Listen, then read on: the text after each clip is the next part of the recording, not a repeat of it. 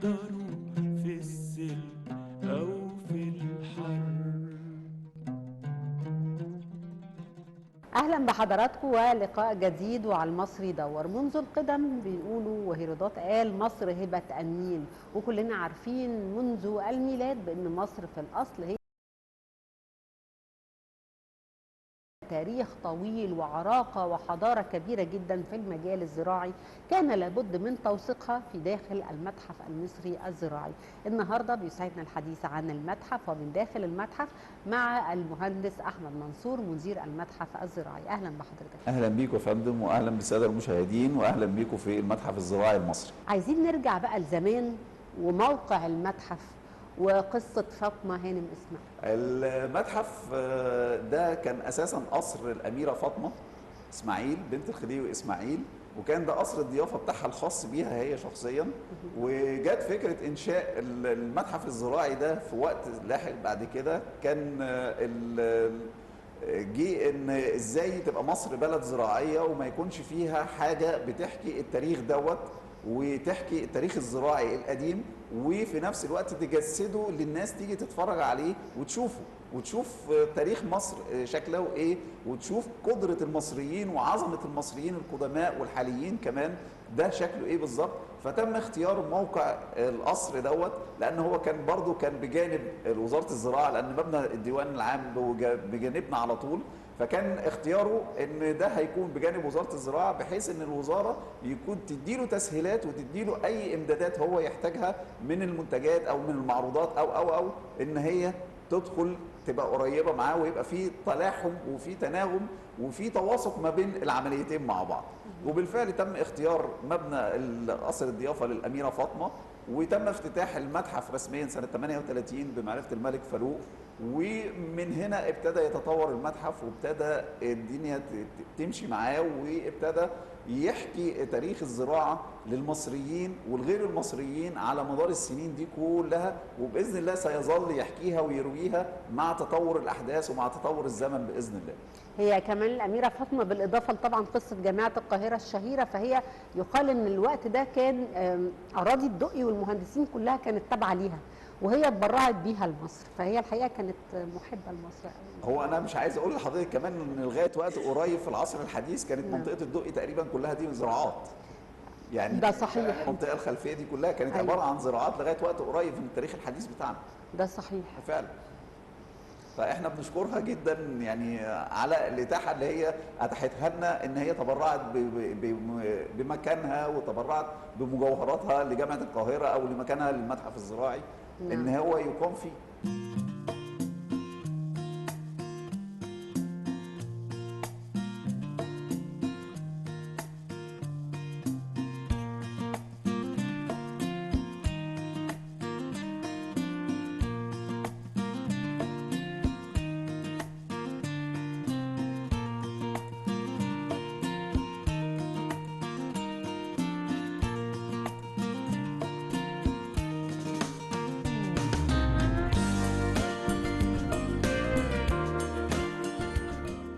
حضرتك شايف مستقبل المتحف الزراعي بعد التطوير هيكون مكانته ايه، سواء محليا او عالميا؟ انا عارفه ان هو ليه مكانه كبيره جدا عالميا. باذن الله ان شاء الله مع افتتاح المتحف الزراعي هيكون ليه صوره ورونق تاني خالص عما كانت عليه او عن الذكريات بتاعتنا كلها اللي كانت موجوده. حتى الاساليب العرض اللي احنا كنا فاكرينها والزفه مثلا اللي حضرتك كنا لسه بنتكلم عليها، لا هتبان لك بطريقه مختلفه جدا، بطريقه حديثه، بطريقه زي ما تكون لسه موجوده النهارده.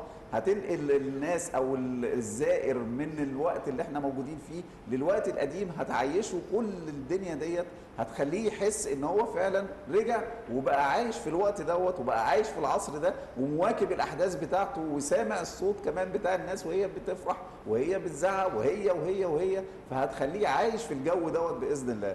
ففي التطوير ده هيحط المتحف الزراعي باذن الله على مكانه وعلى صوره لائقه بيه اولا، ولائقه بتاريخ الزراعه المصري، ولائقه بالمصر، ولائقه بالمصريين باذن الله في عهد الافتتاح. احنا عايزين برضو رساله تقدمها للمصريين، تقول لهم ايه عن قيمه المتحف، مدى اهميه ان هم يزوروا المتحف ويشوفوه ويعرفوا.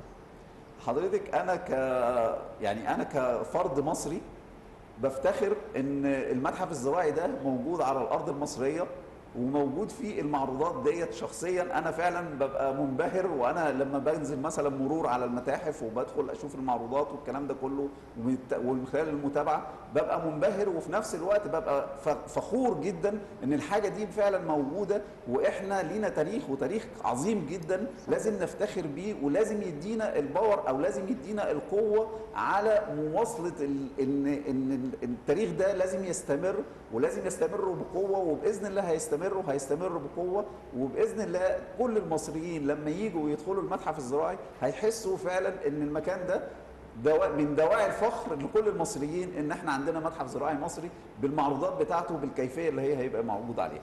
بالتأكيد الحقيقة المتحف المصري قيمة كبيرة جدا بتاريخه، سواء قبل ما يكون متحف مصري زراعي أو بعد ما أصبح متحف مصري زراعي، وأكيد بعد التطوير أيضا هيضم أشياء ثمينة قوي وتاريخ وحضارة عريقة للمصريين كلهم.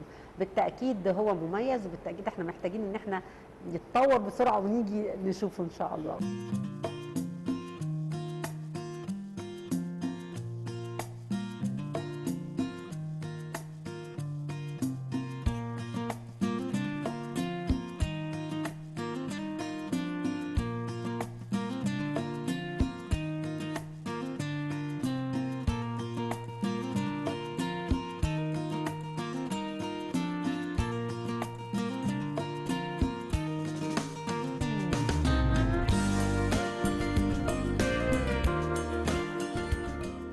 مؤخرا أقيم معرض الربيع هنا في المتحف الزراعي، حضرتك كلمنا عن هذا الحدث. كان لينا الفخر الحمد لله بتوجيهات من معالي السيد وزير الزراعة ان يقام معرض زهور الربيع للسنة ديت في حدائق المتحف الزراعي، ودي كانت حاجة ساعدتنا جدا، والحمد لله بالفعل أقيم المعرض الزهور في دورته 50 في حدائق المتحف الزراعي، وشرفنا باستضافة المعرض دوت واستضافة الشركات اللي كانت مشتركة معاه، واستضافة الجهات الزراعية اللي تابعة لوزارة الزراعة، واستضافة كمان مبادرة خير مزارعنا لأهالينا في معرض زهور الربيع اللي كان فعلا على المستوى اللائق، وبالفعل بشهادة الجميع الحمد لله ان هو اخرج اخراج جيد من النباتات ومن العارضين ومن المنتجات الزراعيه اللي كانت موجوده ومن المنتجات الغذائيه اللي كانت موجوده في مبادره خير مزارعنا لاهالينا اللي بتقوم بها وزاره الزراعه بالتواكب مع سياسه الدوله في محاربه الغلاء. وبالفعل احنا الحمد لله بنفخر ان يعني كان لينا الفخر ان معالي الوزير يختار ان معرض الزهور يكون في حدائق المتحف الزراعي. تفتكر ايه السبب حضرتك؟ ده يعني انا شخصيا بقول ان هي الحمد لله ثقه القيادات بتاعتنا في المتحف وفي ادارته وفي المكان نفسه ان هو يقدر يستوعب حجم زي معرض زهور الربيع بحجام العارضين، لان احنا كان عندنا تقريبا اكتر من 200 عارض في الحدث دوت، عدد كبير، عدد كبير يعني جدا. وتخيلي حضرتك العدد ده ما بين زائرين وما بين عارضين وما بين منتجات، فكون ان المتحف يستقبل الموضوع دوت فده الحمد لله بيدل على ان المتحف الزراعي ليه ثقله وليه قدرته على استيعاب مثل هذه الاحداث وعلى استيعاب الايفنتات ديت واكثر كمان من كده. وباذن الله الحمد لله احنا يعني نرجو ان احنا نكون عند حسن ظن رؤسائنا وقياداتنا فينا ان شاء الله. هل ده معناه ان كل سنه بعد كده متحف الربيع هيكون هنا في المتحف الزراعي ولا هيكون فيه كل سنه في مكان مختلف؟ والله احنا نامل ان شاء الله ان هو يفضل في المتحف الزراعي، بس مسؤوليه كبيره طبعا. اكيد طبعا، يعني مسؤوليه كبيره، واحنا الحمد لله باذن الله يعني نتشرف بيها، وباذن الله نتمنى ان هو يفضل عندنا في المتحف الزراعي على طول ان شاء الله. هل اقدر اقول ان المتحف المصري الزراعي يعبر عن الهويه المصريه والحضاره المصريه بشكل ما؟ احنا فعلا نقدر نقول الجمله ديت، لان في الاساس خالص مصر بلد زراعي بالظبط، فكان لازم في حاجه تجسد الهويه ديت وتحكيها للاجيال اللي كانت موجوده والاجيال المتعاقبه والاجيال اللي لسه هتيجي ان شاء الله، بحيث ان هي تصور لهم يعني ايه مصر بلد زراعي، وكان في ايه زراعه، والزراعه دي كانت بتتم ازاي وحكايتها ايه، وهل الناس فعلا كانت مهتميه بالزراعه ولا مش مهتميه بالزراعه، وايه المنتجات الزراعيه اللي كانت موجوده في العصور المختلفه وفي الاوقات المختلفه، وايه الادوات الزراعيه، والناس دي كانت بتزرع ازاي وبتزرع ايه وبتزرع ازاي وبتشوف والاجهزه إيه والادوات ده احنا عندنا حضرتك اقدم نول موجود في الوطن العربي، اللي هو كان مستخدم في غزل ونسيج القطن وعمل المنسجات. عندنا اقدم ادوات زراعيه اللي كان بيستخدمها المصري القديم ما قبل العصر الفرعوني كمان. اقدم ادوات مستخدمه في الزراعه ما بين محرات وما بين الواح التزريه وما بين الواح الزراعه وحاجات كتيره جدا. الحربات اللي كانت بتستخدم في الصيد، الكلام ده كله موجود. الحاجات الزراعيه او المنتجات الزراعيه ده موجود. فكان لازم في حاجه تجسد الهويه ديت وتحجيها للاجيال الموجوده والاجيال المتعاقبه كمان باذن الله.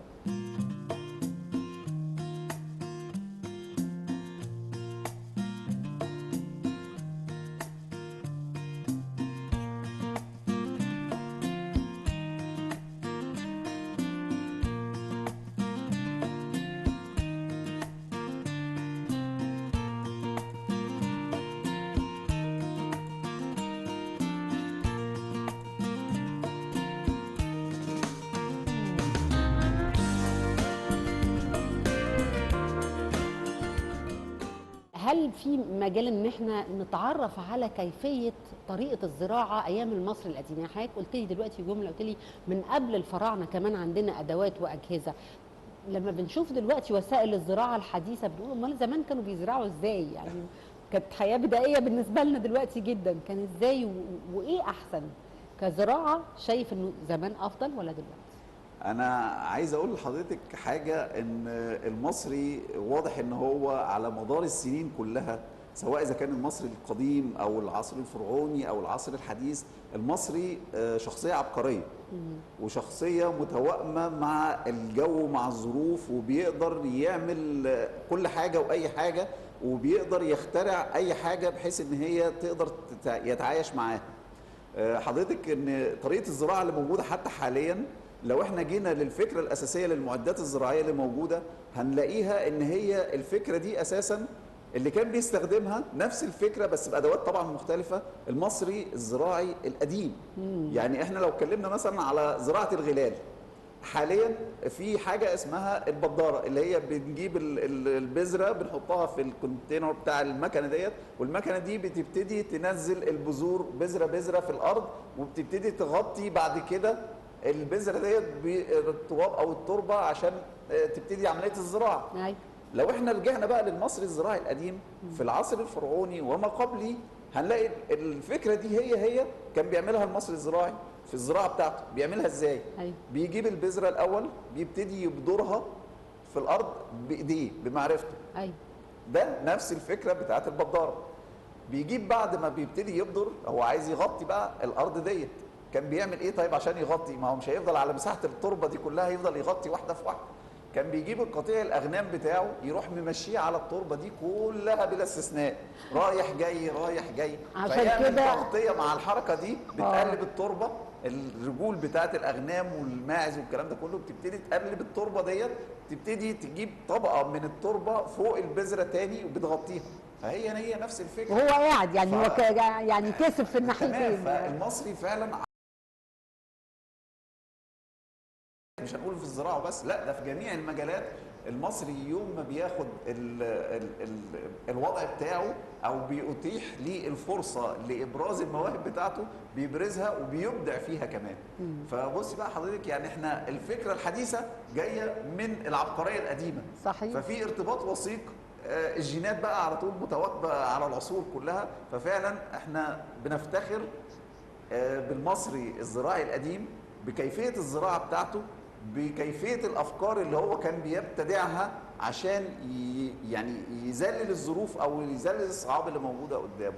فدي كانت من الحاجات اللي خلت الواحد يقف قدامها وينبهر فعلا بان الناس دي مش حكايه ان هي كانت بتزرع بادوات بدائيه وبس، لا ده بالنسبه لها الافكار نفسها او الفكره نفسها هي اللي غاليه. صحيح. مش الادوات نفسها. هي كأن جابوا الفكره او التصرف اللي هو كان بيعمله، ولكن يعني عملوه من خلال معدات بيسروا بعض الشيء. تمام. بس عبقري، بس مصري عبقري. صحيح.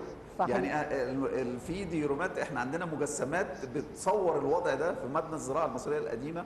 انا لما بقف قدام الديرومات ديت، لا الناس دي ما كانتش ناس طبيعيه. او لا مش ده عاديين فعلا كانت أبداً. بتفكر ازاي تشتغل، وبتفكر ازاي تنتج، وبتفكر ازاي تزرع، وبيبتدعوا اساليب حديثه، وبيبتدوا يطوروا حتى في الادوات بتاعتهم. يعني حتى الادوات اللي كانت مستخدمه في الزراعه المصريه القديمه تحس ان فيها نوع من انواع التطوير. نعم. يعني لما نبص للمحرات ونبص لمثيله مثلا بعديه بشويه، لا في تطوير، في تحديث في الاساليب وفي الادوات نفسها. ففعلا الشخص المصري شخصيه عبقريه على جميع العصور وعلى جميع المستويات، واذا كان كبير او صغير فاحنا المصري عبقري. مهندس احمد منصور مدير المتحف الزراعي، انا بشكر حضرتك وبالتوفيق دايما يا فندم. اهلا بيك يا شكراً. فندم، واهلا بالساده المشاهدين، واهلا بيكم في المتحف الزراعي المصري، وباذن الله على امل اللقاء بعد الافتتاح ان شاء الله. ان شاء الله، وبشكر حضراتكم، والى اللقاء في الحلقه القادمه وعلى المصري دور. عالمصري دور وصور واحكي حكاية شعب. عالمصري دور واسأل مين فينا عاشها بقلب. تلقى الحبايب في ايدك ماشيين معاك في الدرب، قاسمين معاك لابتسامة، صابرين في وقت الكرب. إرادة زي الجبل في الاجتهاد والعمل، على الحياة يقدروا، على الحياة يقدروا.